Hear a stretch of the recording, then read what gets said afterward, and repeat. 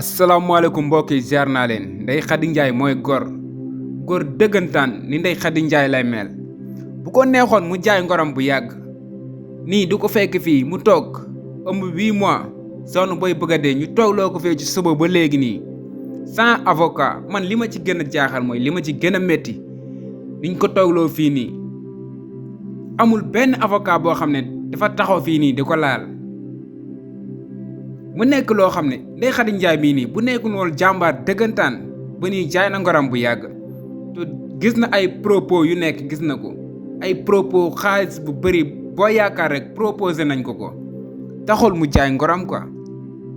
mais kii nii lan ngeen di xaar ci moom quoi Ndeye Khady Ndiaye mii nii lan ngeen di xaar ci moom pour ñaanal ko ak ëmbam bii nii ak nu mu sonn nii boo gisee rek xam ne kii instant bii nii coono moo ko jàpp instant bii nii ba mu bëgg a dee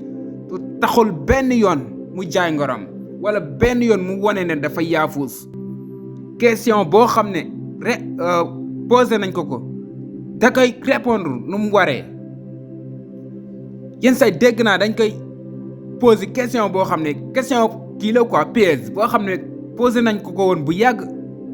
mu tontu exactement ni mu ko waxee woon la koy waxaatee boobu ngeen war a xam ne kii nit ku baax la quoi nit ku am jom la nit ku am fulla ci lu muy def liggéey kese moo ko tax a jóg bu fekkoon góor la sax ñu xaw a wax ko amee jigéen taxaw fii suba ba léegi ëmb tollu say 8 mois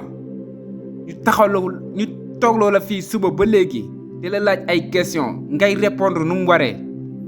tiitoo xefoo jaaxle woo non kii mérito na leneen quoi mérito na leneen Ndeye Khady Ndiaye jaajëf Ndeye Khady Ndiaye ñoo ngi lay sant bu baax di la gërëm di la ñaanal